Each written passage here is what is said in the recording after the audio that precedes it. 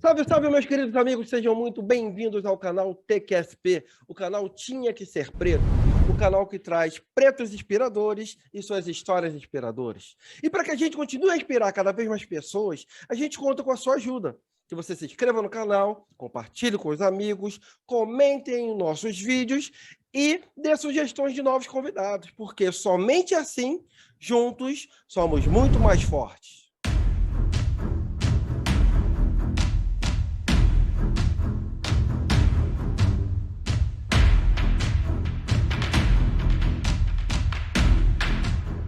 A nossa convidada de hoje é uma mulher guerreira, preta, mãe, intelectual e adora um samba.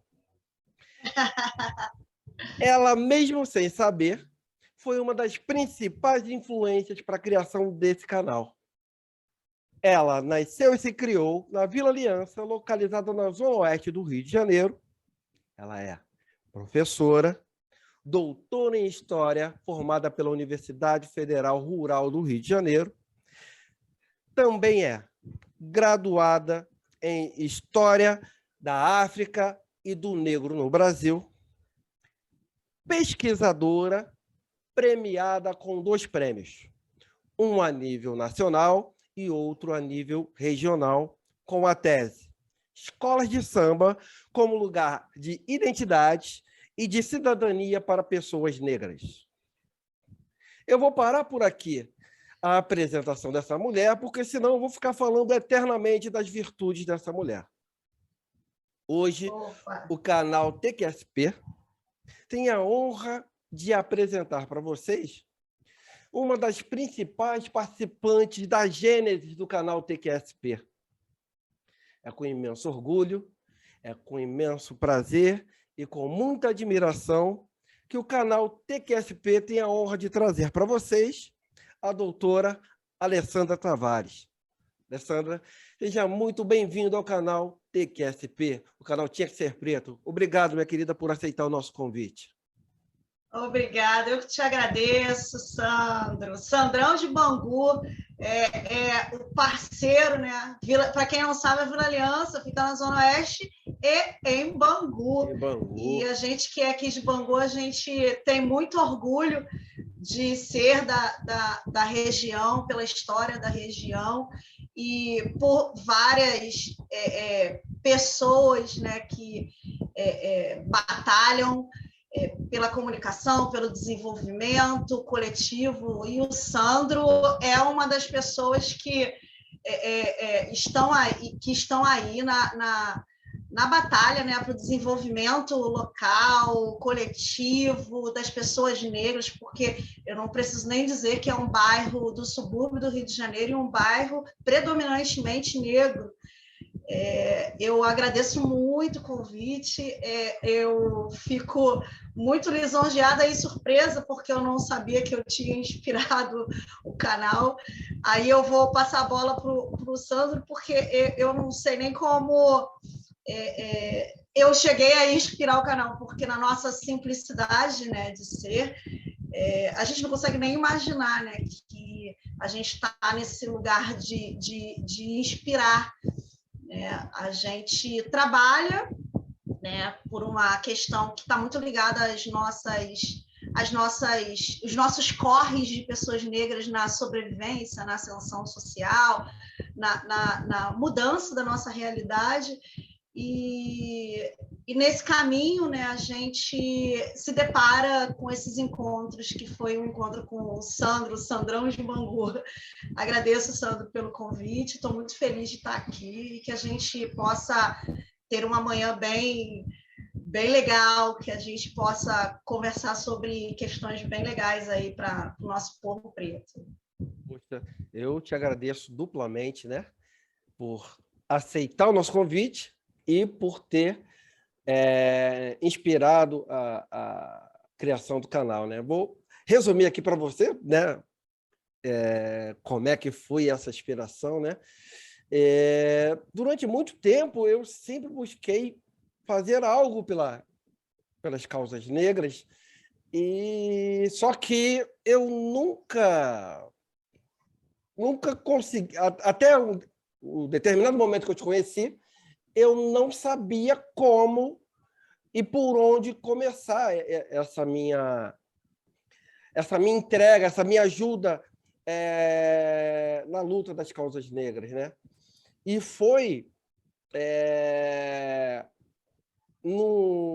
numa gravação, né, no canal lá dos meus amigos, nossos amigos lá do canal Dois Dedos de Diálogo. Foi lá no Consciência Negra, se eu não me engano, a gente foi convidado para falar sobre isso. Eu fui convidado humildemente, para falar sobre ser negro, né? No Rio de Janeiro, como é crescer negro. E durante a nossa conversa lá no canal, nossa conversa não, porque eu basicamente fui ouvinte, né? Você começou a falar. E eu sempre falo para os meus convidados, eu nunca me vi em manifestações pelas causas negras. Eu acho que eu não me enquadro nesse tipo de luta. Eu não me via em manifestações. Eu queria ajudar de alguma maneira, mas as manifestações não eram para mim. Eu não me vejo nesse tipo de luta. Posso estar, mas eu não me via como um manifestante. Posso participar, quero participar em algum dia, mas eu não me via. Então, eu procurava alguma maneira de estar enganjado nessa luta. E aí, você começou a falar sobre história do negro, sobre coisas que eu nunca tinha ouvido falar.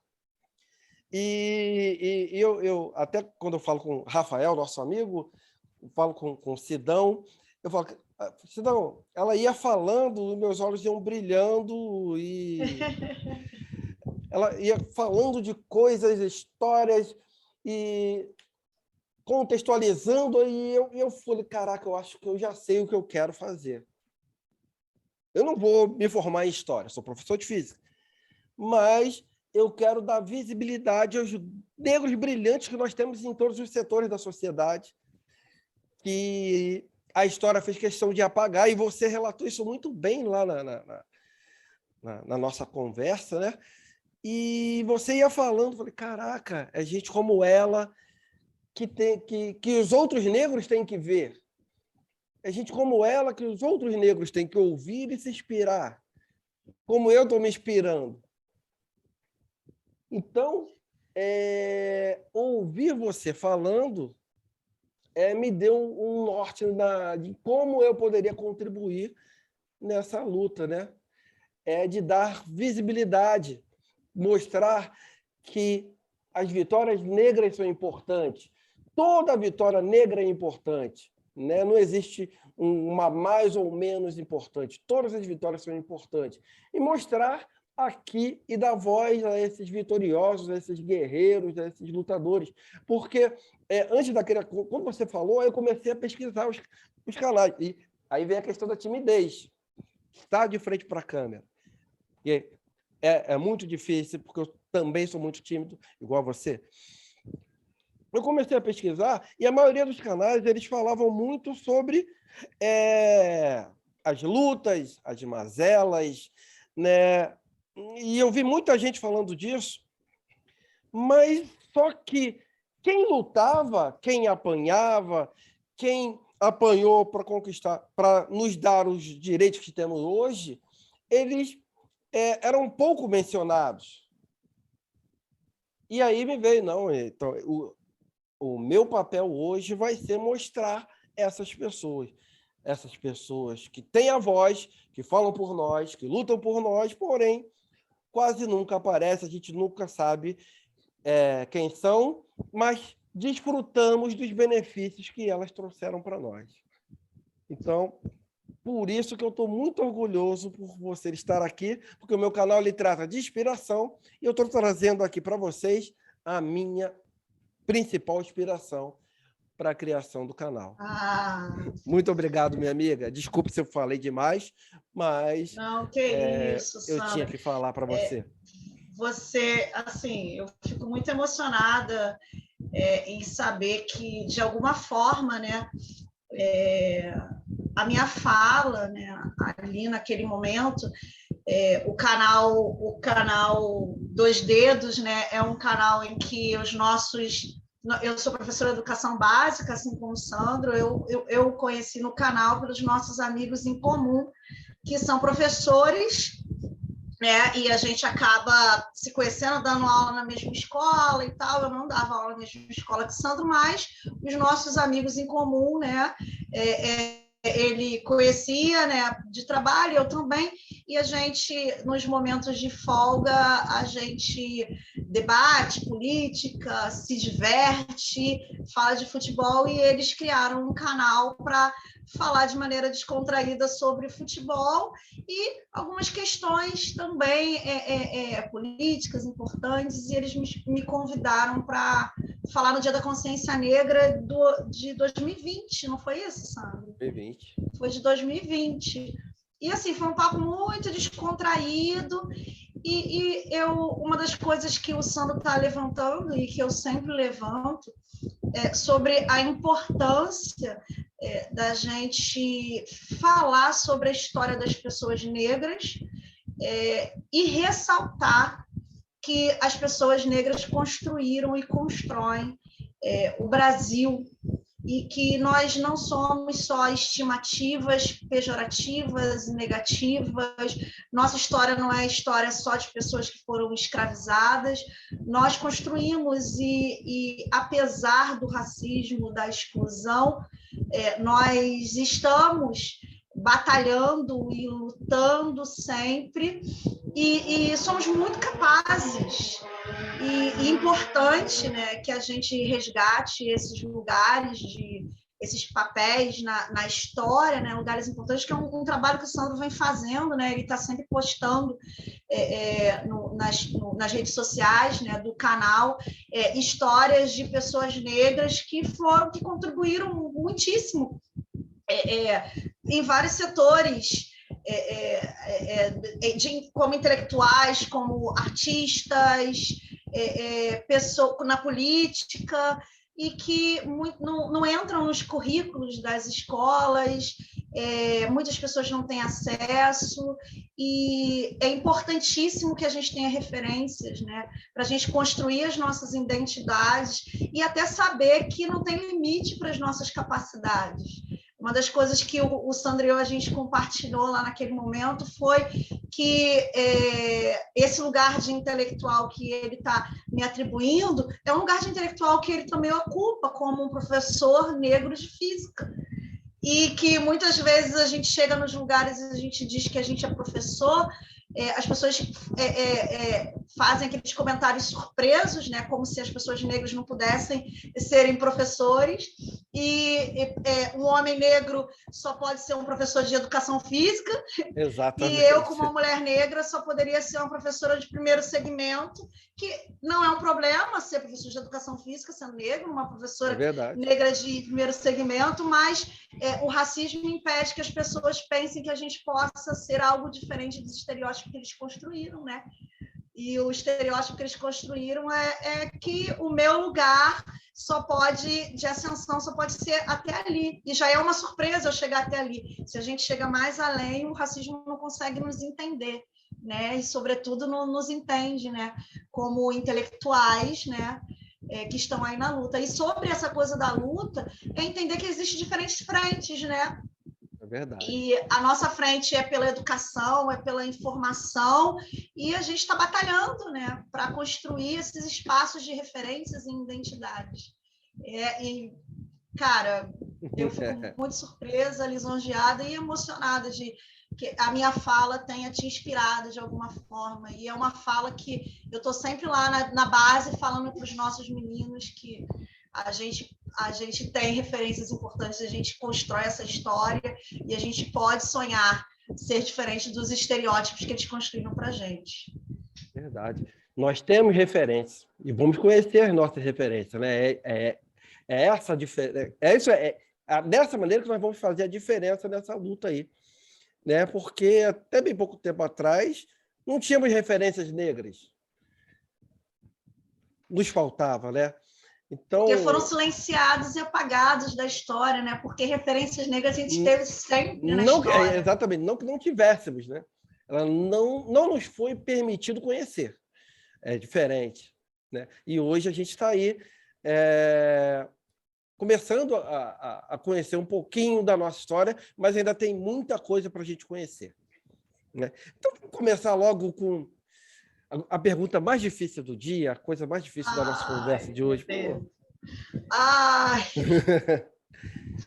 Não somente eu, mas todos os nossos amigos aqui, gostaria de conhecer um pouquinho mais, não da doutora Alessandra, mas da Alessandra Tavares. Quem é essa mulher, mãe, intelectual, guerreira, que gosta de samba? Quem é essa mulher? Minha vizinha? Sou uma vizinha aqui de Bangu. E nós de Bangu somos bem bairristas. Eu costumo dizer que, assim, Bangu é o Leblon da Zona Oeste, a gente se conhece, a gente tem várias referências aí de arte, poesia, esporte, política, a gente tem uma história pulsante, então a gente faz muita questão de levantar bandeiras de que nós somos de Bangu. E não podemos deixar de dizer que Bangu é o único lugar que se tem um sol para cada habitante de Bangu. O sol é nosso. Sim, o sol é nosso, né? É isso mesmo. Assim, eu já começo, né? Uma das primeiras bandeiras que eu levanto é que eu sou uma mulher negra suburbana, né? E eu não abro mão desse lugar de ser suburbana e de ser favelada e levantar a questão da construção de estereótipos negativos a respeito disso. O favelado, para quem mora em outros espaços, virou sinônimo de coisas negativas, por conta de uma construção de uma criminalidade em torno de todos que moram na favela, no subúrbio, uma ideia de falta de educação. A gente vê aí nos programas de TV, toda vez que eles vão falar de pessoas que moram no subúrbio, eles colocam pessoas que são estereotipadas com uma fala e um jeito de lidar com a vida que é muito generalizante e na maioria das vezes, pejorativo. Não que a gente não tenha nossas particularidades, e temos nossas particularidades, e nossas particularidades elas não podem ser lidas como uma coisa negativa, né? Eu sou favelada, eu reivindico esse lugar que a escritora, né, militante, intelectual negra Lélia Gonzalez, ela defende o conceito de pretuguês, que é uma forma de falar que é próprio das pessoas negras que foram trazidas aqui, obrigadas e exploradas aqui nas Américas, que é uma forma de falar que é muito própria. E eu identifico muito isso no falar do suburbano. Então, eu reivindico muito que eu vou chegar e vou falar meu português. E o meu português, ele teve acesso a estudo, a livros, e eu consigo instrumentalizar conceitos, palavras, ideias, mas a minha raiz está fincada na Vila Aliança, no Bangu. Não moro mais na Vila Aliança, mas a minha raiz está ali. Eu me construí nas escolas públicas de Bangu. Eu fui aluna da Escola Municipal Getúlio Vargas, que era do ladinho ali da Fábrica Bangu. E hoje a fábrica é o shopping. Da minha sala de aula, eu via o relógio da fábrica e ficava contando o horário de ir para a merenda, como todo mundo. Eu via os açudes da fábrica, eu via o rio ficar colorido com a tinta dos tecidos, né, que eram feitos na fábrica. Então, todas as minhas referências elas estão fincadas aqui em Bangu.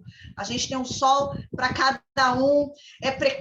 Eu não vou romantizar a precariedade dos transportes, não vou precarizar a distância, que colocam, né, a exclusão geográfica que é imposto para o subúrbio, mas eu me entendo, né, Alessandra Tavares, né, como filha de Dona Clarice, neta da Dona Silvia, lá da Vila Aliança, retirante da Bahia, a primeira, né, da nossa primeira geração da nossa família, né, minha irmã e eu, que não somos empregadas domésticas, que é uma história muito própria das mulheres negras, né, que são matriarcas, que criam seus filhos dentro da favela, humildemente, e reivindicando uma postura de educação, né? E que, de alguma forma, lá, no contato com essas famílias brancas de Zona Sul, entende que a transformação social tem um caminho pela educação, e através dessa educação que a minha mãe, semi-analfabeta, ela sempre quis nos dar, a gente conseguiu batalhar para chegar na universidade, para ascender, né? Eu posso te dizer que professor ele não ganha muito, a gente sabe disso, a gente trabalha em vários lugares para a gente ter uma vida mais ou menos, mas em pensar numa ascensão intelectual, uma ascensão que está muito ligada à visão de mundo, até a consciência do ser negro, né? E o que assim, não basta ter só consciência de que você é negro, é importante que você saiba instrumentalizar o que isso quer dizer, né? Que foi uma das coisas que eu estava falando naquele dia do canal, né? É importante tornar-se negro, entender a sua história e saber, né, que lugar é esse que você ocupa. Então, a Alessandra pode dizer que eu sou mãe suburbana, sou mãe do João e da Mel, que está aqui do meu lado, né, que é a minha vira-lata caramelo, e entendo, né, esse meu lugar de banguense, de suburbana, da Vila Aliança, sento na calçada para tomar minha cerveja, vou para o meu samba, nas calçadas da vida, nas minhas escolas de samba, que eu adoro escola de samba, e assim, para além do lugar que eu ocupo na minha profissão quanto professora e professora doutora, a minha raiz ela é uma raiz suburbana, favelada, sou mãe, sou filha de empregadas domésticas, a minha história ela está ligada à história de pessoas que foram escravizadas. A minha avó dizia que no interior da Bahia eu sou afro-indígena, né, eu posso dizer, eu reivindico esse meu lugar de pessoa negra, mas eu tenho raízes afro-indígenas do interior da Bahia, e a minha avó dizia que a sua avó tinha sido pega no laço. Isso quer dizer que a minha bisavó, né, ela foi uma mulher que foi escravizada, que foi violentada. A minha bisavó indígena, né? E as minhas raízes africanas, a gente supõe, né, pela região. Isso é muito, muito, muito triste da nossa história, né? Porque as pessoas brancas elas conseguem construir as suas árvores genealógicas, né? E ver gerações, né, de pessoas das suas famílias, e não vamos perder de vista que foram as nossas gerações, elas cresçam sendo negros, né? Não passe por todo o processo que a gente passou até entender, até ter esses debates que são muito próprios. E é isso, né? Eu não sei se eu consegui responder, Sandro. É muito difícil da gente dar conta de quem nós somos, né? É verdade. Acho que é uma das coisas mais difíceis, né? Nos definir. Bem, vou continuar conhecendo, né, você, doutora Alessandra. Como é que foi essa trajetória até se tornar doutora? Sempre muito difícil, né? A gente não pode romantizar as nossas dificuldades, né? Eu fico pensando sobre essa ideia de ser guerreira, né? Eu não queria ser guerreira, Eu não queria ter dificuldade, eu queria, assim, terminar meu ensino médio e simplesmente que fosse natural que eu entrasse numa universidade, se fosse do meu desejo, da minha vontade, né? Mas eu terminei o ensino médio técnico aqui em Bangu, sem nunca ter ouvido um professor me dizer qualquer coisa sobre o vestibular ou sobre a possibilidade de entrar numa universidade. Porque era uma época, né, era anos 90, era uma época que o ensino técnico ainda era muito valorizado no sentido daquela estrutura criada na ditadura militar de criar braços para criar força de trabalho de ensino técnico para o desenvolvimento, né, do Brasil, mas o ensino técnico era uma coisa que era enfiado goela abaixo das massas, né, das pessoas pobres, das pessoas periféricas. A universidade ela foi criada e sempre, e ainda é hoje, né, um espaço de elite. E quando a gente fala de elite, a gente está falando de uma elite econômica, uma elite que tem cor. É uma elite branca que se construiu as universidades para seus filhos e que ainda hoje entende esse espaço como espaço deles, né? Nós somos os outros. Então, assim, no subúrbio aqui de Bangu, eu não sabia o que era. E quando eu me deparei com essa realidade, eu pensei, nossa, eu quero isso para mim, por que não? Né? Tive muitas dificuldades porque o ensino técnico ele é limitante, né, nesse sentido, porque ele não prepara as pessoas para fazer o vestibular, não prepara. O vestibular era muito caro, ainda é muito caro, e na época não era um só, eram vários. Um para cá, você tinha que pagar para cada universidade que você pretendia prestar o vestibular. E você tinha que se deslocar muitas vezes para essas universidades, aí você jovem, com 17 anos, tendo que se deslocar para lugares muito distantes, né? Porque aqui no subúrbio não era uma realidade, hoje a gente ainda tem a realidade da UESO, que assim passa por dificuldades, mas a gente ainda tem a UESO, a gente tem o crescimento dos polos, né? E aí eu vou dizer que isso foi realmente uma conquista do governo PT, o desenvolvimento de uma rede ampliada de escolas e polos universitários federais para os subúrbios, para as cidades pequenas. Então, era uma realidade que não estava ali sendo colocada. E a consciência disso me fez querer ser professora e me fez querer ser uma professora que não ia deixar os meus alunos, meus estudantes, sem saber que eles poderiam querer mais. Eu não acredito, não romantizo a ideia de que a ascensão é só para as pessoas que fazem a universidade, mas a minha ideia é que é importante que as pessoas possam ter como opção, as pessoas possam escolher. Eu falo sempre isso para os meus alunos, né? Que um diferencial que você pode ter na sua vida é você ter a opção de escolha. Não a ideia imposta de que o seu lugar é aquele ali. Então, de alguma forma, eu não aceitei que aquele lugar, que a minha ascensão seria só aquela, e aquele meu lugar. E quando eu falo ascensão, não estou falando de ascensão econômica, não. Eu estou falando mesmo como pessoa, de ter direito de escolher, de ser feliz com o que você escolheu. Eu sou muito feliz em ser professora, eu gosto de ser professora, né? Eu me divirto mais do que me aborreço. Muita gente fala, é muito duro ser professor. É duro ser professor, é difícil, o sistema não ajuda. Eu acredito até que a educação ela caminha pela nossa vontade, porque se os professores não tivessem vontade de fazer, de desenvolver, a educação não andaria, porque o sistema não favorece, não consegue entender as necessidades das bases, né? E eu sou base.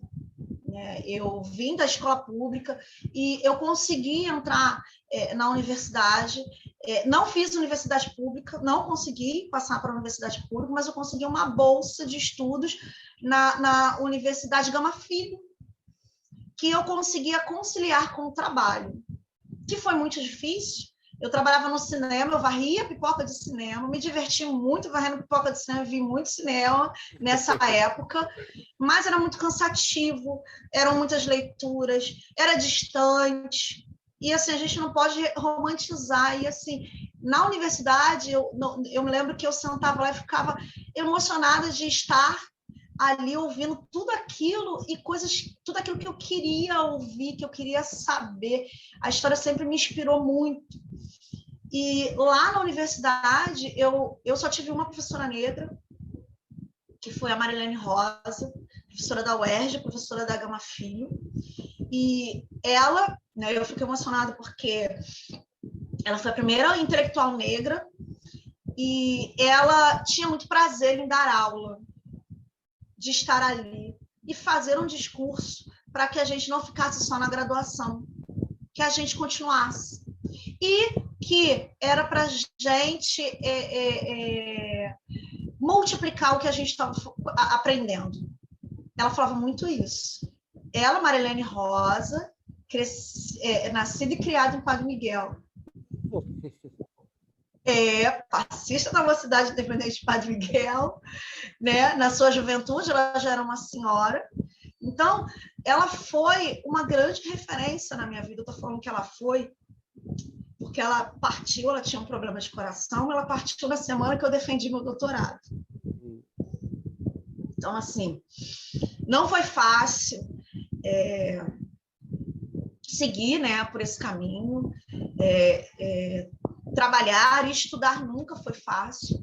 E para as pessoas negras, o espaço da graduação e da pós-graduação, a gente faz o teste do pescoço e a gente vê poucos de nós ali, embora a gente tenha as cotas, que é uma política pública que ajuda muito, né, nessa nossa ascensão e nessa vontade, mas que tem que ter muita vontade, né, para a gente estar ali, porque o sistema ele não ajuda em momento algum. Muitas vezes eu pensei em desistir, mas a vontade de estudar sempre foi grande. Aí, a partir disso, eu fiz especialização em História da África, depois eu passei para a seleção de mestrado na UERJ, seleção de doutorado na Universidade Rural, e a minha pesquisa sempre foi sobre pessoas negras, né, porque é uma questão mesmo de identidade, né? Essa busca de querer saber, de entender que os lugares que essas pessoas negras ocuparam e na importância que essas pessoas negras têm para a nossa história. E a minha pesquisa foi, né, e continua sendo, sobre escola de samba. É sobre minha escola de samba de coração, que é o Império Serrano, né? O verde e branco está está na minha história, né, que é o verde e branco, de repente, a edição dos caboclos, né? Ontem foi o dia de São Sebastião, né? Então a gente sauda aí os caboclos, né? O sauda ao Oxóssi, né? O Querarô, Oxóssi. E então sempre esteve na minha perspectiva, né, essa ideia de entender as nossas identidades. E quando eu estudo escola de samba, eu entendo que a escola de samba e o lazer, né, é um direito que foi reivindicado por nós, pessoas negras, né, que foi nos tirado o direito do lazer. O direito do lazer é um direito de sobrevivência também, é um direito de vivência e existência. O direito de lazer e posicionar-se a respeito disso é um posicionamento político importante. E o lazer, ele nunca é só o lazer. O lazer é rede de relações. E redes de relações, elas são muito importantes para a nossa existência. Existência no sentido de ser e no sentido de sobreviver.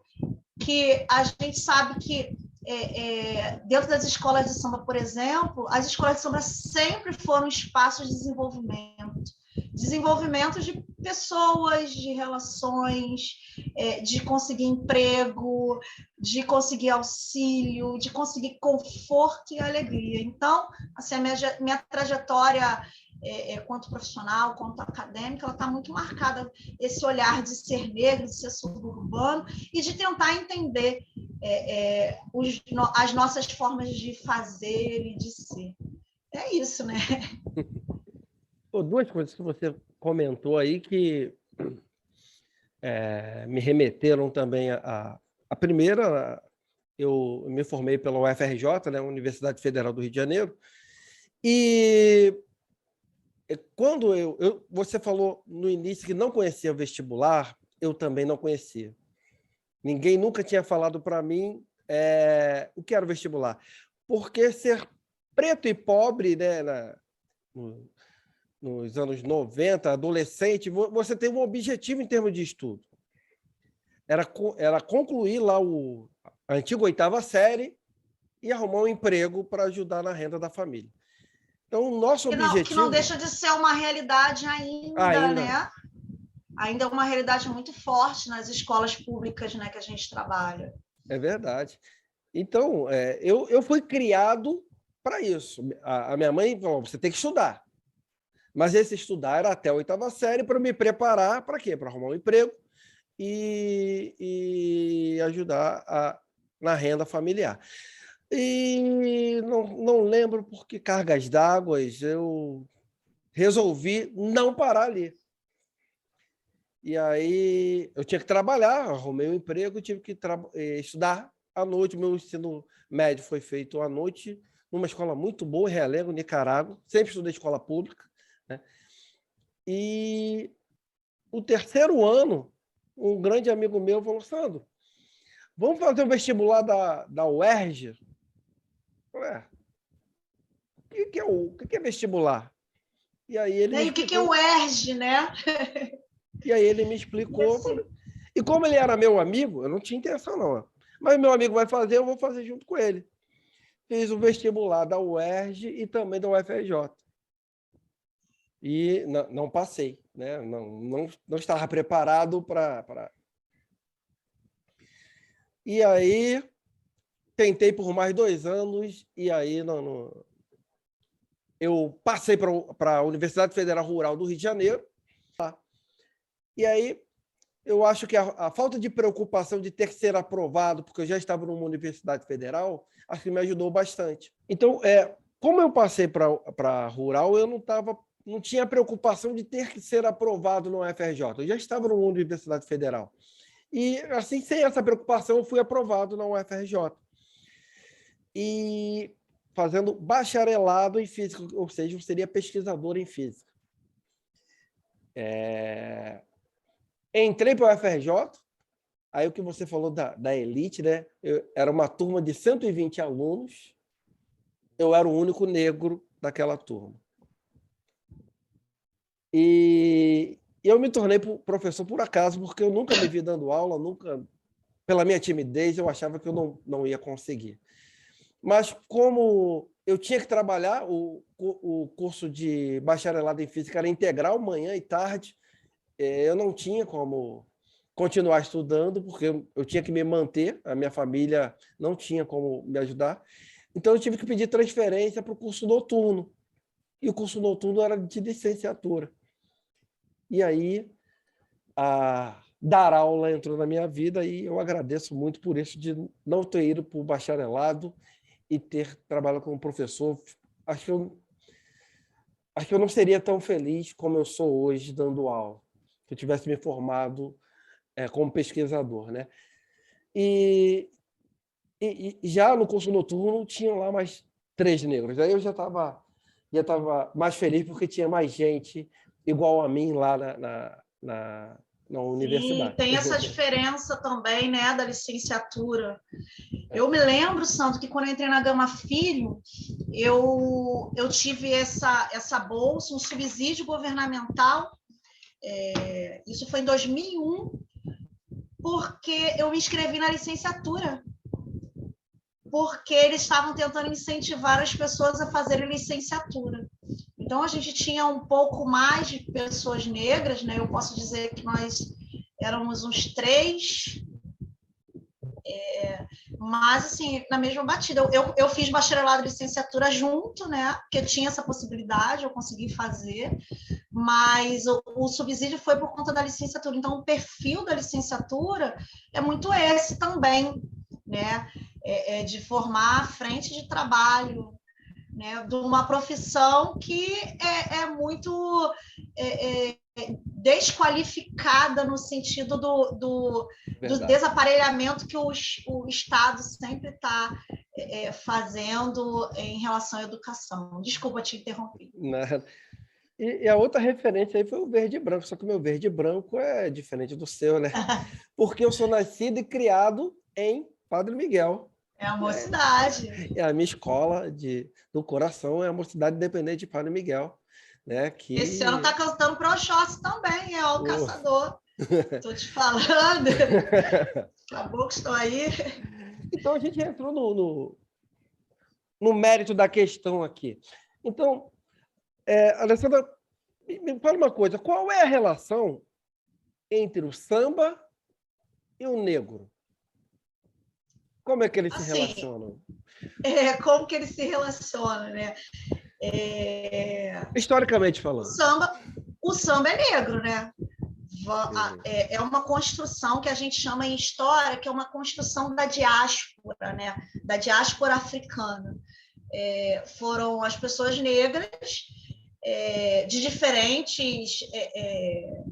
diferentes comunidades e grupos do continente africano que, ao serem sequestrados e obrigados a ficar aqui nas Américas, construíram diferentes ritmos. E a gente pode dizer que foram diferentes ritmos do norte ao sul das Américas, e são os ritmos, né, que a gente tem a Nina Simone, ela fala muito sobre como as pessoas chamam jazz, né? Aí eu estou saindo um pouquinho, mas já volto para o samba, que chamam o jazz de jazz, quando, na verdade, ela diz que é música negra. E essa música negra ela foi apropriada. O jazz, o blues, o rock and roll, o samba e os diferentes ritmos, né? Construídos nas Américas, esses ritmos têm origem no saber negro, no saber dos povos africanos que foram trazidos para cá, né? Aí eu estou sempre afirmando que foram sequestrados, trazidos e obrigados, e que aqui nos encontros eles construíram diferentes ritmos, né? O samba, aqui no Brasil, ele tem diferentes formas, né, de construção. A gente não pode dizer que é um samba só. Eu até, quando falo de escola de samba e de samba, eu falo muito mais de uma construção social que gira em torno de vários ritmos que congregavam pessoas negras. E que saiu esse samba moderno, né? O samba contemporâneo que a gente tem, e que são diferentes ritmos, que a gente tem um samba de escola de samba, que não era o mesmo samba lá do início, dos primórdios, é um outro samba. A gente tem um samba de partido alto, que é um samba muito, muito presente aqui no Rio de Janeiro, que inspira muito uma galera que a gente chama que é o de samba de raiz, que é o samba que é muito inspirado também no jongo, que é um samba de improvisação, que é um samba que tem um ritmo que é diferente. A gente tem os vários ritmos do pagode também, e até a palavra pagode, na verdade, era uma reunião de pessoas e que acabou sendo, intitulando um tipo de ritmo que nasce no samba. Então, assim, o samba é uma produção rítmica construída por pessoas negras na diáspora africana e que é um movimento social que é muito maior. Eu estou falando de Rio de Janeiro, mas a gente também tem um tipo de samba que está muito relacionado ao samba baiano, o samba de São Paulo. A gente tem os ritmos do sul do Brasil, que está muito ligado aos ritmos ali nas fronteiras do sul, que são ritmos também que são muito próprios. Então, a gente tem samba, histórias de pessoas negras nesses lugares todos, e movimentos sociais, e que construíram sonoridades que estão muito, muito enraizadas no tambor, no batuque. Então, isso é muito importante que a gente reivindique. O samba é uma construção diaspórica das pessoas africanas que vieram para cá e os seus descendentes, e que a gente foi desenvolvendo diferentes ritmos, diferentes regiões do Brasil. Então, assim, samba é história de gente preta, é história dos negros na diáspora. Perfeito. Como é que eu não consigo me inspirar em você? Pô, eu podia deixar você falando aí para sempre. Eu sou apaixonada por história, né? E falar de história da nossa gente, a gente fica aqui até tarde. Será que a gente não está podendo fazer isso na mesa do bar, né? Podia ser lá em Padre Miguel, lá no Seu Ponte. Seria muito melhor. Não é? Nesse calor, a gente tomando nossa gelada, ouvindo um samba, né? E defendendo a nossa história, o nosso português suburbano, né? É verdade. E confraternizar, que é o melhor de tudo, né? Estar junto, estar reunido. É direito do nosso lazer, né? O nosso lazer também é direito e construção social importante. É verdade. Agora, eu queria saber uma coisa, remetendo lá a nossa participação lá no Dois Dedos de Diálogo. Algumas coisas que você falou lá ficaram gravadas aqui na minha memória. Ai, meu Deus. E teve uma situação, se eu não me engano, não sei se foi eu que falei, e você complementou lá o que eu falei, mas eu lembro que você disse que orientava o seu filho quando ele saía, como se comportar em lojas, como se comportar se fosse abordado pela polícia, e algo que eu também fiz com o meu filho, né? Então, com base nessa conversa, com base nessa situação, você enxerga um horizonte diferente hoje, ou ainda é o mesmo de quando você orientava o seu filho, ou nada mudou? Assim, infelizmente, isso é muito triste, né? O racismo, ele continua aí. Eu não sei se existe solução, porque se existe racismo é porque a gente tem uma construção, né, estrutural da branquitude que nos entende de forma pejorativa, hipersexualizada, marginal, criminosa. E essa é uma visão que é muito, muito partilhada, né, nos meios sociais. Eu acho até que é por isso que a gente está aqui numa sexta-feira de manhã, nas nossas férias, e assim, estou com muita alegria. Eu não falo isso porque eu estou reclamando de alguma coisa. Eu acho que é sempre uma oportunidade de estar falando, né? A gente está aqui exatamente porque o racismo ele se faz presente nas nossas vidas e o racismo é violento.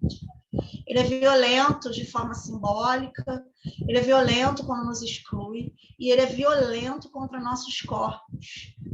E o corpo das pessoas negras, né? Ontem a gente teve a passagem, né, da nossa querida Elza Soares, que também criada em Padre Miguel. Aí, gente, quando eu falo isso, as pessoas ficam, caramba, todo mundo é de Padre Miguel e de Bangu. Gente, vou fazer o quê, né? Terra boa. Vou fazer o quê? Né? Vou fazer o quê, né? O último desfile ao vivo na Sapucaí da Mocidade foi em homenagem a Elza, né? E a Elza Soares, ela partiu, né? Ela foi pro Orum, né? Ela virou nossa ancestral, e uma das músicas muito marcantes, né, que ela cantava, que a carne mais barata do mercado é carne preta. Carne preta. E nesse, assim, a gente, né, esse debate sobre o ser negro, ele é muito presente dentro da minha casa desde sempre, né? Porque era uma coisa que também eu sentia falta, porque a gente foi criado, né, Sandro, dentro de uma ideia da democracia racial, que é um conceito que a sociedade quer enfiar goela abaixo para dizer que nós somos iguais, né? A gente é igual, lá na Constituição está escrito, mas a gente não é tratado como igual, a gente é tratado como desigual, a violência é latente, e o tempo todo a gente tem que ficar se posicionando, e se posicionar é muito cansativo também, né? E a gente perde tempo, né? Tem uma escritora estadunidense chamada Toni Morrison, que ela diz que o racismo ele é cruel porque ele nos distrai, ele tira a gente do nosso foco. Porque, ao invés da gente ser potência, né, o que a gente precisa ser, a gente está ainda falando para as pessoas que o racismo existe, ao invés de elas admitirem que o racismo existe. Então, é importante que a gente crie nossos filhos sabendo que eles são negros, e é importante que eles saibam que o racismo está ali, e o racismo é violento. Não é para nossos filhos terem medo, é para nossos filhos estarem preparados. Você falou uma coisa lá que eu também não esqueço, Sandra, que você fala para o seu filho, né? Falou para o seu filho para ele não andar muito próximo das pessoas e, sobretudo, perto das bolsas das pessoas. Porque os meninos negros são lidos como bandidos. Verdade. Eu falo isso para o meu filho. Eu falo assim, filho, você entrou na loja aqui no shopping, não mexa na sua bolsa ou na sua mochila. Eu não acredito que nenhuma mãe branca fala isso para os seus filhos. Se fala, não de repente é uma coisa, uma exceção, né? E exceção não pode ser entendida como regra, mas a gente sabe que se a gente mexe na nossa bolsa, é possível que a gente tenha uma abordagem que fazem para as pessoas negras nunca é uma abordagem educada. Verdade. E sofrer racismo direto, indireto, simbólico, é sempre muito doloroso e traumático para todos nós. Então, assim, eu falo também para o meu filho. Meu filho, tem duas questões. Primeiro, você é um homem, você, na verdade, é um rapazinho de 15 anos, né? Mas eu sempre falo, você é um homem, então é importante que você tenha determinada postura, porque o seu corpo, ele é um corpo que ele tem uma potência e uma força, e que pode estar muito ligado a um histórico de violência. Então, você tem que se comportar de uma forma, por exemplo, você vai subir no ônibus, você não sobe colado nas mulheres, deixa elas subirem um degrau, né? Porque a gente tem um histórico de violência muito forte em transporte público, então você fique um passo atrás, e sobretudo porque você é um cara negro, que até você explicar que fosse um pouco na tomada, você já está tomando tapa na cara, e isso é uma realidade, porque eu já vi muito isso mesmo. Já vi pai de família ter marmita revirada, ouvir grito, levar tapa na cara, só porque ele estava indo para o seu trabalho, porque saindo da favela, entrando na favela, sendo preto nessa sociedade, os nossos corpos eles são lidos dessa forma, né? É muito dentro do nosso cotidiano essa violência, e é importante que no tornar-se negro a gente tenha consciência e enxergue o racismo, né? É quando eu entro numa loja de shopping e nenhuma vendedora vem me atender. Aí algumas pessoas falam, mas aí eu tenho dinheiro, eu compro. Não, eu saio de lá e não entro nunca mais, porque eu não vou dar lucro para essa loja. Não entro nunca mais nessa loja. Vou comprar de outra pessoa, vou comprar, por exemplo, de uma pessoa negra que está aí na batalha, né? Que o empreendedorismo negro, né, não é só o empreendedorismo de moda afro, tá, gente? O empreendedorismo negro é a tia que faz bolo dentro da favela, é a senhora que passa roupa, e empreendedorismo negro sempre existiu, né? São as mulheres que tomam conta de crianças para as outras trabalharem, porque não há creche, espaço na creche suficiente para as mulheres que precisam trabalhar, e aí a gente vai falar, é uma questão econômica, mas também que está atravessado pela raça.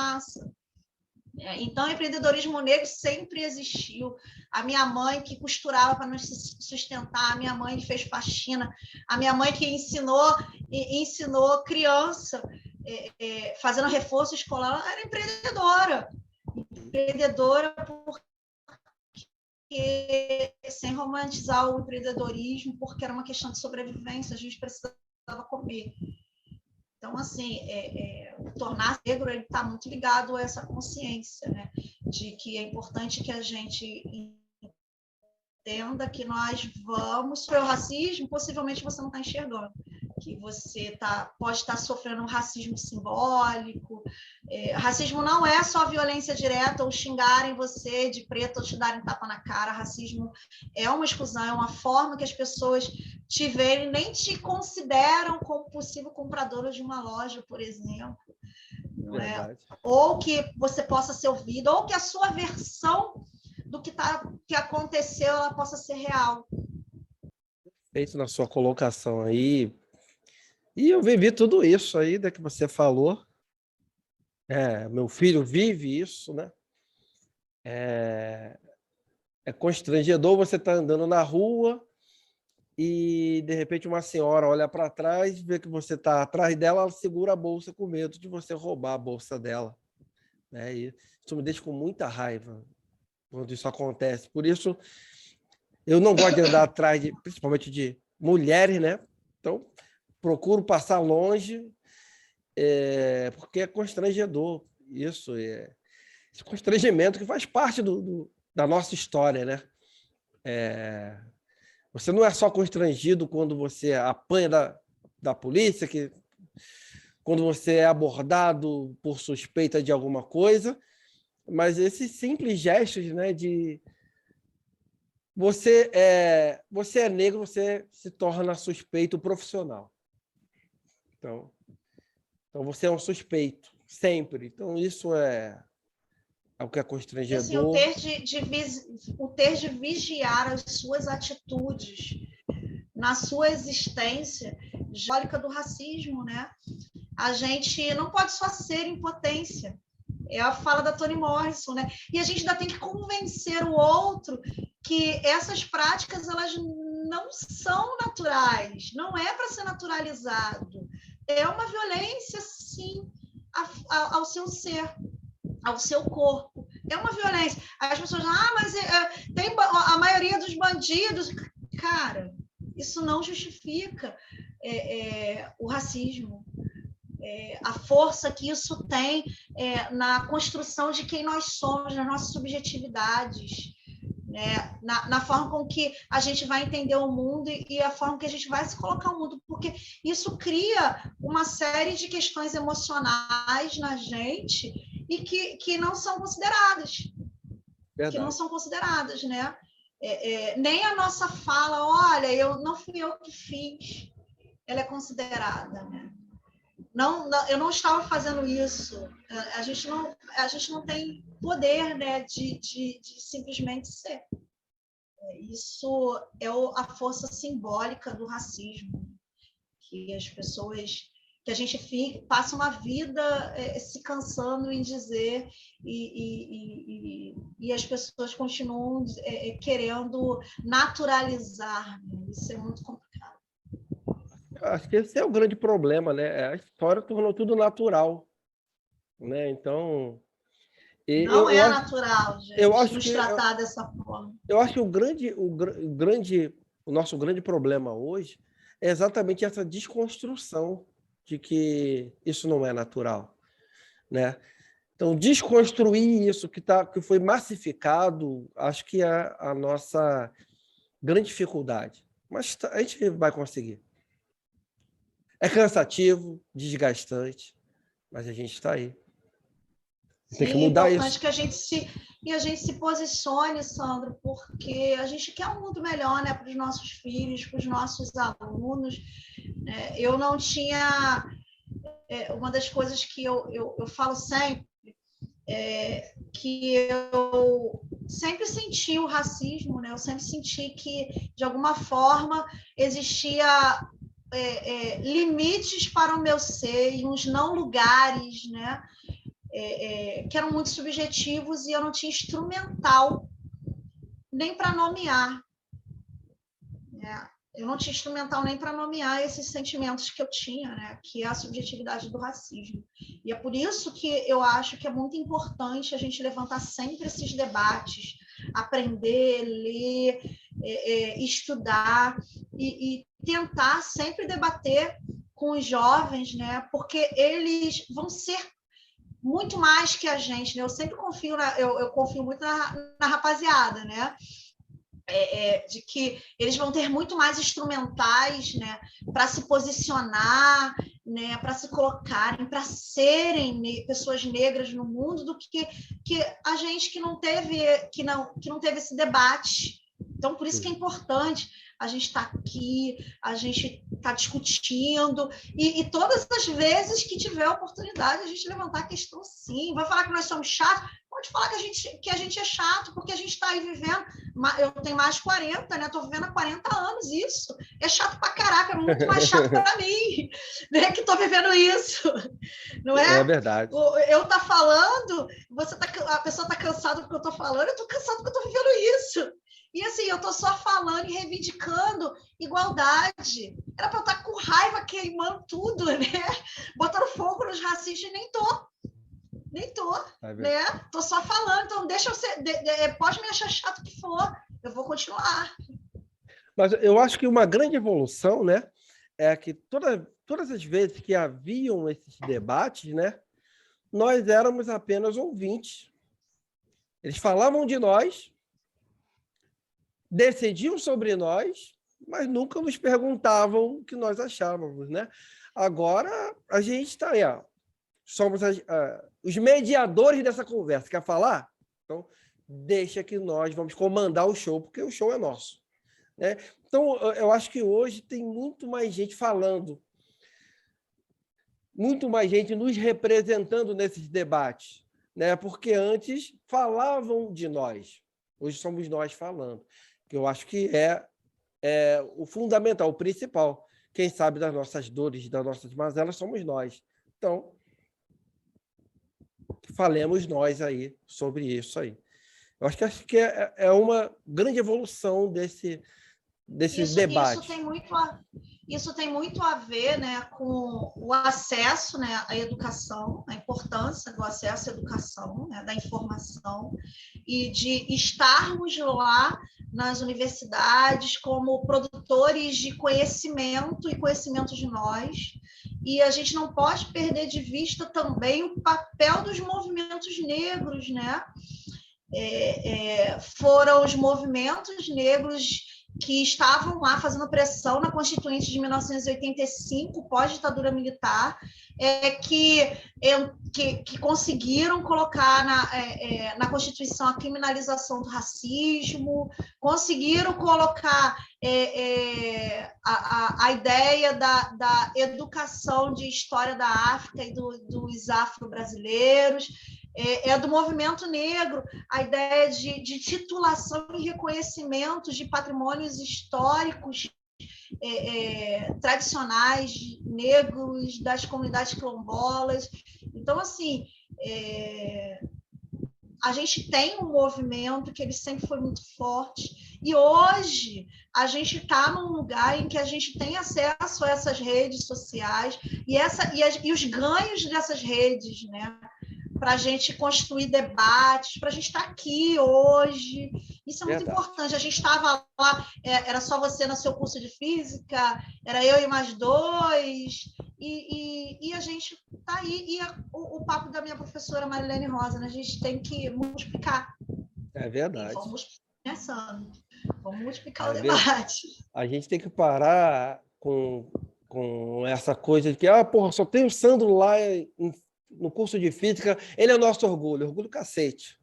Tem que ter mais gente como eu lá. E a gente não tem que ser exceção, né? A gente tem que olhar assim e ver aquela estimativa do IBGE, né? Nós somos mais de 50% da população, tem que ter mais de 50% da universidade também, em todos os espaços, né, Sandra? É verdade. E esse é um indício muito claro E a gente, assim, a gente não quer ser guerreiro e exceção, a gente quer olhar no olho do outro e saber que o outro entendeu que tem isso, né, Sandra? É verdade. Que a gente se olha no olho e a gente entende o que está acontecendo, qual é a realidade, porque a gente partilha experiência, que foi o que você falou.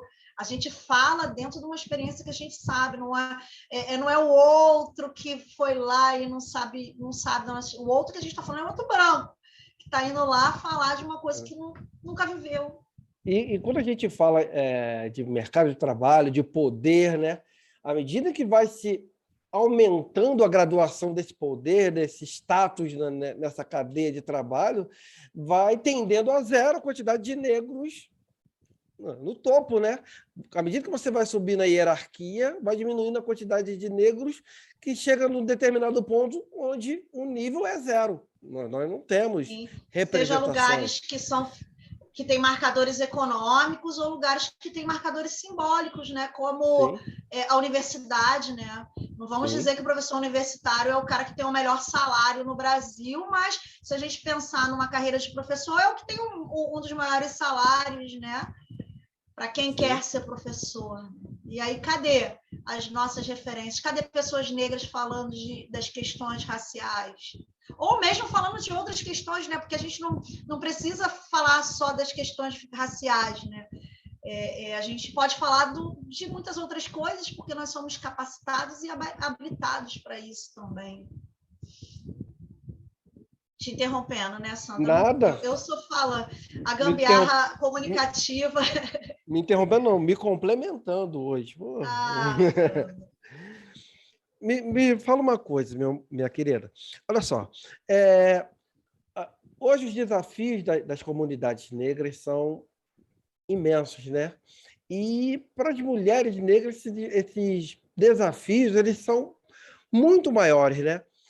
Então, minha querida, eu queria que você falasse um pouquinho, né, dentro dos seus conhecimentos, quais são hoje os desafios de uma mulher negra e favelada?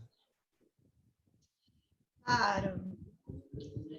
E, assim, um fator que é importante de colocar, né, sobre ser mulher negra favelada e dentro de uma favela suburbana. Por quê? A favela no subúrbio é diferente da favela da Zona Sul, né, gente? Para quem não sabe, a Zona Sul do Rio de Janeiro é o cartão postal, né? E é o espaço em que se tem as maiores políticas públicas, né?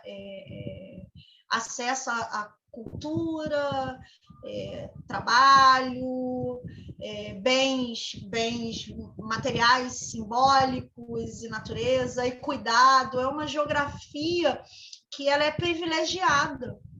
Eu não estou dizendo que as favelas da Zona Sul não têm seus desafios, que as pessoas negras da Zona Sul não têm seus desafios, mas os desafios, né, do suburbano são diferentes no sentido de partilhar uma geografia que, mesmo fora da favela, é uma geografia que sofre uma segregação geográfica e de políticas públicas. Então, eu gosto sempre de pontuar isso. Eu, aqui na Vila Aliança, né, em Bangu, uma das questões que foram uma das questões muito presentes mesmo, a não valorização, por exemplo, do estudo. Não é uma filosofia partilhada, né, pelas famílias e pelo lugar, porque, pelo menos na nossa época, né, Sandra, não sei se você lembra, que eram poucas escolas e não havia escolas dentro de favela. As primeiras escolas dentro da favela foram políticas públicas do governo Brizola, que era o Brizolão, que era um projeto de Darcy Ribeiro, que já entendia que era importante, dentro da favela, criar espaço para educação e desenvolvimento dos jovens, para tirar os jovens das ruas, né? Da ociosidade, e oferecer para esses jovens oportunidades. Eu não estudei em Brizolão, né? Eu já estava estudando numa escola que ficava até um pouco distante da Vila Aliança, né? Mas era uma escola que minha mãe quis muito que a gente tivesse vaga, porque era uma escola que tinha uma estrutura muito boa. E então, assim, a gente tem vários desafios, né? E são desafios que são geracionais. Eu vejo muito a minha mãe, a minha avó, como matriarcas, assim como várias outras mulheres dentro da comunidade. E eu entendo as mulheres como pontos importantíssimos no desenvolvimento e na criação desses jovens. E essas mulheres, elas são sobrecarregadas, né? Sobrecarregadas de trabalho, sobrecarregadas de demandas, e as estruturas, né, embora a gente tenha creches que foram implementadas dentro das comunidades, elas não têm vagas suficientes. E um desafio muito grande das mulheres no desenvolvimento, sobretudo das mulheres negras, ter que sustentar seus filhos financeiramente. Muitas vezes elas não têm parceiros que estão ali, né, que estão ali junto na criação dos seus filhos e junto na aquisição material, né, para o sustento básico, né, da existência dos seus filhos. E essas mulheres, elas precisam trabalhar e cuidar dos seus filhos. Essa é uma demanda muito pesada quando não se tem uma estrutura de quem vai cuidar dos nossos filhos. Vamos terceirizar, mas com que dinheiro a gente terceiriza isso para poder trabalhar? Eu tenho muitas histórias, né? Eu comecei dando aula em sala de aula de desenvolvimento do Telecurso 2000. E eu me deparei com muitas histórias assim, que foram histórias da minha mãe, histórias da minha avó. A minha avó optou por deixar a minha mãe em colégio interno. Existiam os colégios internos públicos, né? E a minha mãe foi criada assim para minha avó trabalhar, porque como empregada doméstica, ela dormia no serviço e ela não podia cuidar da minha avó e não deixavam deixar minha mãe. Então minha mãe teve que ser criada em colégio interno. Quando a minha mãe se separou do meu pai, ela estava com 29 anos e 2 meninas pequenas. E a minha avó falou que uma opção era nos botar no colégio interno. A minha mãe, dentro da experiência dela, não quis fazer isso. E a minha mãe não teve rede de auxílio. E ela deixava nós duas trancadas em casa, enquanto ela ia trabalhar. Eu fico pensando na dificuldade. Nessa época eu não tinha creche, minha mãe não tinha condições de pagar uma pessoa para cuidar da gente. A minha irmã tinha 10 anos, eu tinha 7. Nós não éramos tão pequenas assim, mas a gente tinha dificuldades ainda em se cuidar, né? E não houve auxílio, rede, nem nada. Então, quando a gente não tem uma política pública ou uma rede voluntária de outras pessoas, isso é uma grande dificuldade. Minha mãe precisava trabalhar para se desenvolver, para sustentar a gente, né? E eu via muito isso também. Quando eu comecei a dar aula em 2003. Aí eu falei da história da minha mãe ali na década de 90. A minha mãe se separou no final de 80 para 90, de ter que criar a gente trancada dentro de casa, num lugar que a violência era muito presente.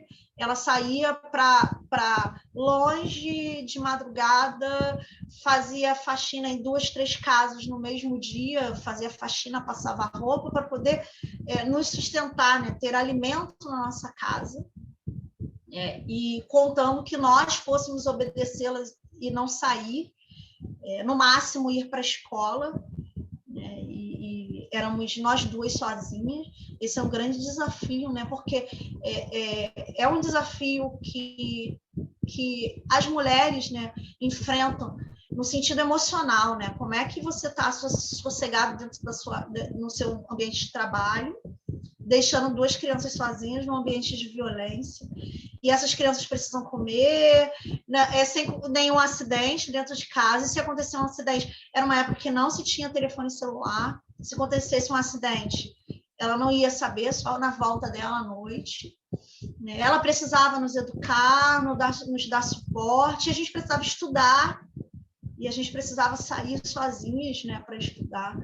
Então, esse era um grande desafio. E, assim, em 2003, quando eu inicio o Telecurso 2000, eu me deparo com a mesma realidade. Das mulheres que estão ali tentando estudar, porque elas precisavam ascender dentro de, ou ter uma perspectiva melhor de profissão, para além do serviço doméstico, que é muito digno, né? Mas é um serviço muito pesado, a gente não pode romantizar. Hoje a gente tem leis trabalhistas, mas naquela época não se tinha. Né? Nem todo mundo respeita as leis trabalhistas das empregadas domésticas, mas a exploração é uma questão muito forte, né? E humilhações, minha mãe contava muitas histórias de humilhações, e era uma questão que estava ali muito presente, das mães terem que trancar suas crianças pequenas em casa, crianças pequenas mesmo, ela deixava só pão para poder fazer faxina, para poder comprar aquele pão. Da mãe que o marido dizia que não ia olhar o bebê para ela não poder ir para a escola. E a gente fala, traz o seu bebê e a gente vai ficar com o seu bebê aqui dentro e você vai estudar mesmo, se você quer isso para você. Então, assim, eu vejo muito que o ser mulher negra é muito carente de políticas públicas para auxiliar essa mulher negra que quer ser mãe, a mulher negra que também não quer ser mãe, ela é muito julgada porque existe uma ideia de maternidade compulsória, de que a realização de uma mulher é no ser mãe, quando não se constrói um debate a respeito disso, né?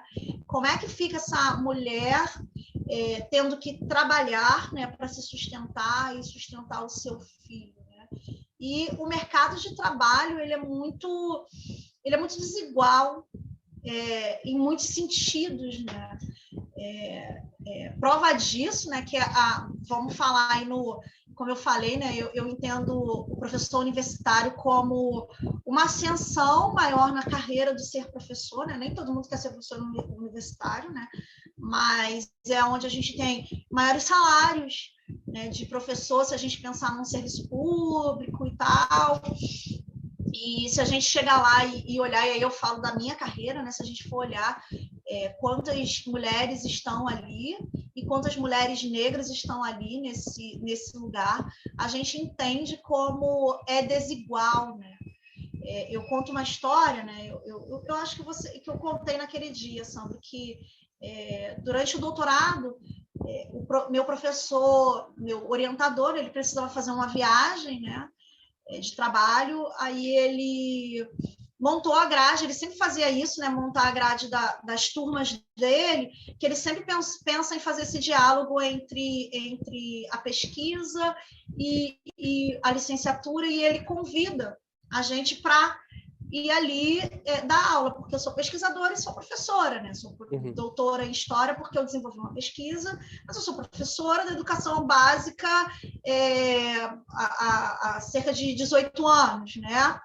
Então, ele gosta muito desse lugar, da experiência, para a gente estar ali dando aula, né? Então, ele convida a gente para ir. Ele, numa viagem, ele falou assim, ó, eu tenho essa viagem de trabalho, eu vou botar você aqui na ementa do curso, aí no dia você pode ir lá, sim, vou adorar. E realmente adoro, né? E na Rural, né? Tem as salas de aula rural no campus do Instituto Multidisciplinar de Nova Iguaçu. As salas têm um vidro na porta, né, que dá para ver quem está ali dentro da sala, né? E eu fui dar a minha aula, e estava lá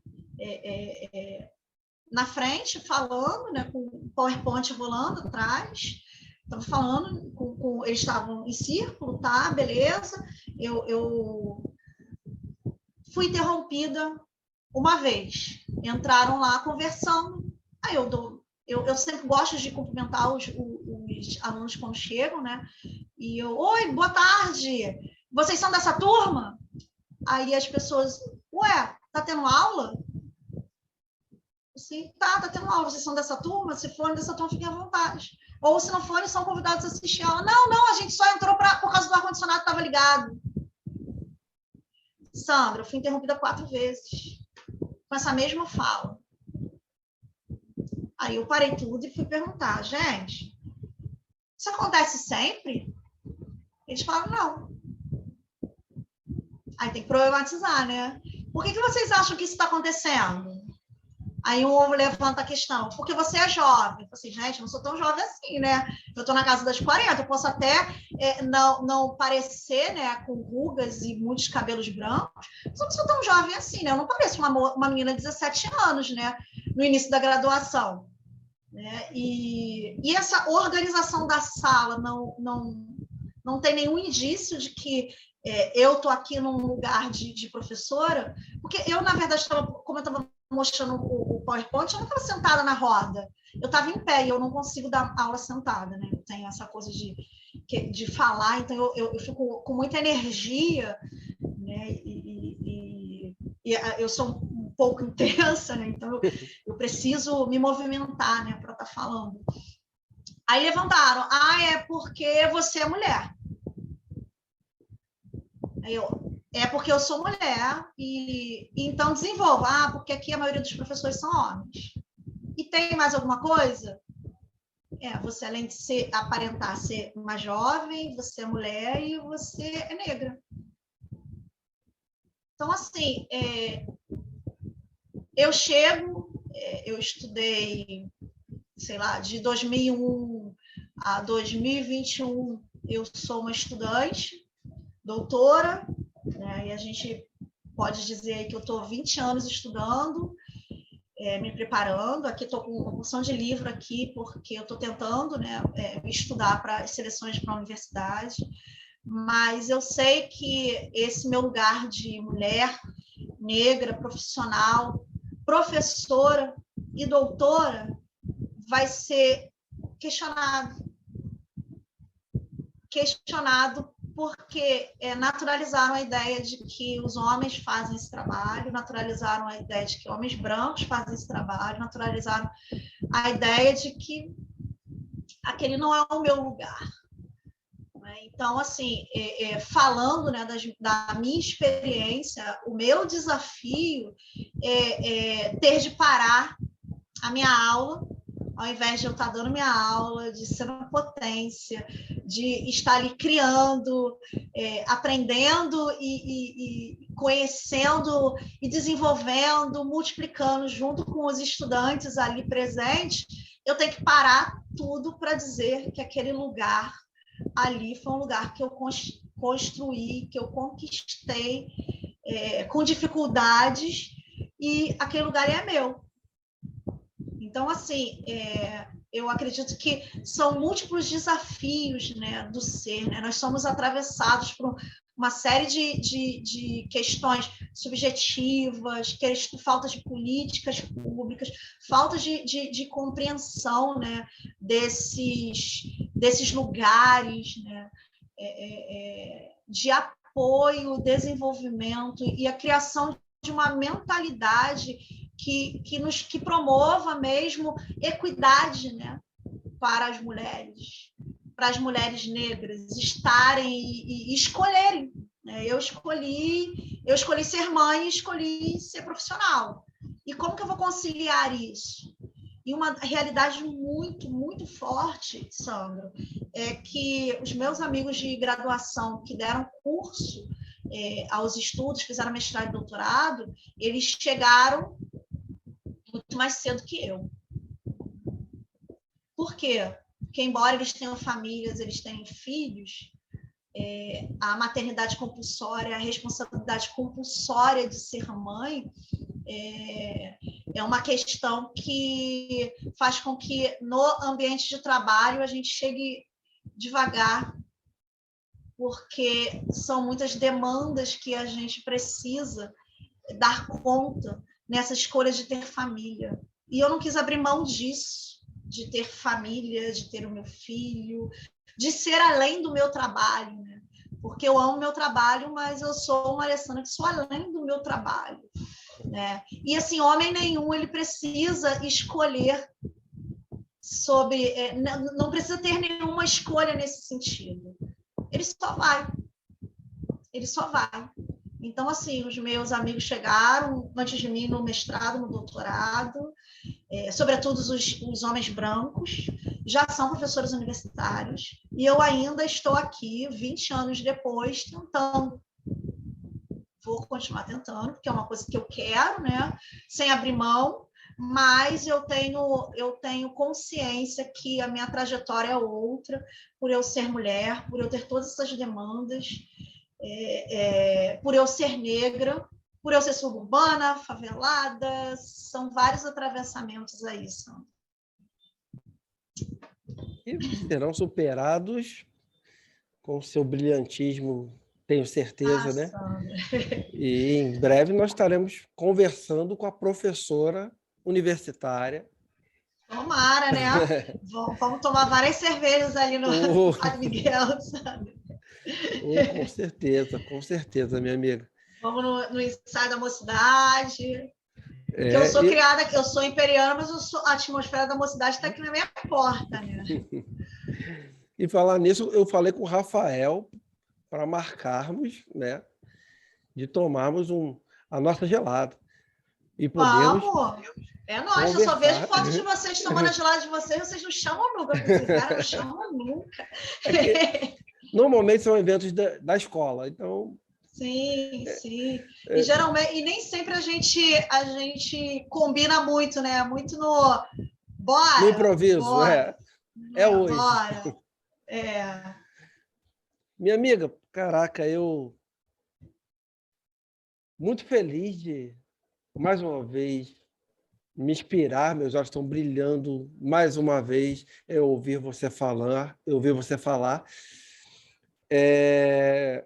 Queria te agradecer, né, por ter cedido um pouquinho do seu tempo para, além de me inspirar, permitir que eu compartilhe isso com outras pessoas, compartilhar o seu brilho, a sua luz, né, as suas histórias, suas conquistas. E acho que tudo que eu tinha para falar de você, eu falei lá no início, porque são eu muitas que agradeço, virtudes. Sandro. Muitas virtudes. É a oportunidade. Eu agradeço muito, Sandra, a oportunidade, porque é o que eu falei, a gente tem que multiplicar lá. Minha professora, em 2001, ela dizia que a gente não pode deixar de construir o capital social. Se você for convidado, você vai, porque é importante a gente estar ali.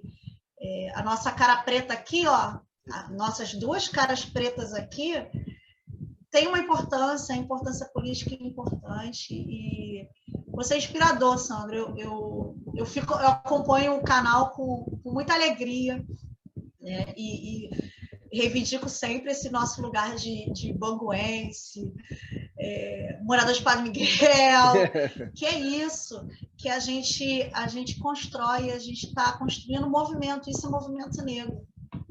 A gente preta construindo. Então, agradeço muito e o canal tem tudo para dar muito certo, Sandro, e é uma iniciativa linda e inspiradora. Agradeço. Obrigada, hein, Sandro. E a minha inspiração é que está falando. Pô. Ah, para! Minha querida, muito obrigado por você ter compartilhado conosco um pouco da sua história, um pouco do seu conhecimento. E, doutora Alessandra Tavares, tinha que ser preta. Obrigada, querido. Muito obrigado, minha amiga. Axé para todos nós. Muito axé. Obrigado, Axé. meu amor. E se você gostou da nossa conversa com a doutora Alessandra Tavares, então se inscreva aqui no canal, curta, compartilhe com os amigos, ative as notificações, comente os nossos vídeos e dê sugestões de novos convidados, porque somente assim, juntos, somos muito mais fortes. Um beijo do Negão e até o próximo vídeo.